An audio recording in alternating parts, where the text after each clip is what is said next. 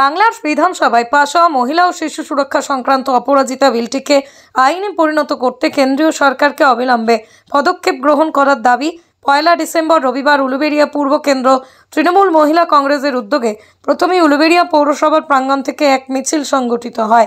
এই মিছিলে গিয়ে পৌঁছয় উলুবেড়িয়া এসডি অফিসের সামনে, আর সেখানেই অনুষ্ঠিত হয় ধর্ণা কর্মসূচি। এদিনের এই মিছিল ও ধর্ণা কর্মসূচিতে উপস্থিত ছিলেন উলুবেড়িয়া পূর্ব কেন্দ্রের বিধায়ক বিদেশ রঞ্জন বসু, উপস্থিত ছিলেন উলুবেড়িয়া পৌরসভার চেয়ারম্যান অভয় কুমার দাস, ভাইস চেয়ারম্যান শেখ ইনামুর রহমান, উলুবেড়িয়া পূর্ব কেন্দ্র তৃণমূল কংগ্রেসের সভাপতি শেখ আকবর, উপস্থিত ছিলেন উলুবেড়িয়া পূর্ব কেন্দ্রের তৃণমূল মহিলা কংগ্রেসের সভানেত্রী শুক্লা ঘোষ সহ সমস্ত ওয়ার্ডের মহিলা কর্মীরা।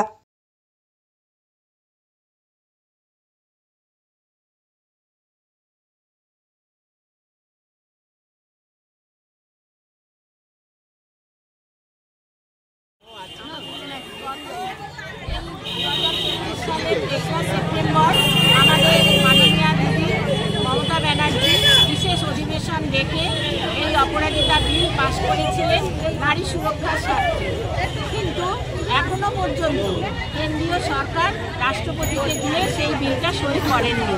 তার জন্যই আজকে আমরা রাস্তায় নেমেছি। এই উলুবেড়িয়ার রাজপথ আমরা অতিক্রম করেছি। এক ঐতিহাসিক মিছিলের মাধ্যমে তৃণমূল মহিলা কংগ্রেস রাস্তায় নেমেছে। আমাদের ধর্নায় বসেছিলাম।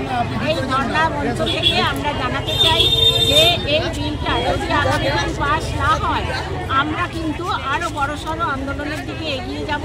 কারণ দিদি আমাদের শিখিয়েছে আন্দোলন করতে।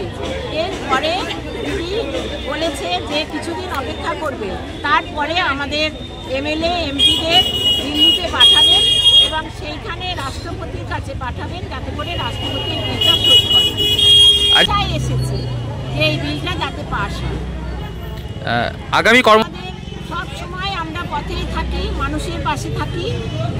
অনেক কিছুই দিদি প্রকল্প রচনা করেছেন, যা কন্যাশ্রী, রূপশ্রী, স্বাস্থ্যসাথী সব কিছুই পরিষেবা সবাই পাচ্ছে এবং আগামী দিন আমরা এই অপরাজিতা বিল যাতে করে পাস হয় তার জন্য আরও বড় কর্মসূচি করব।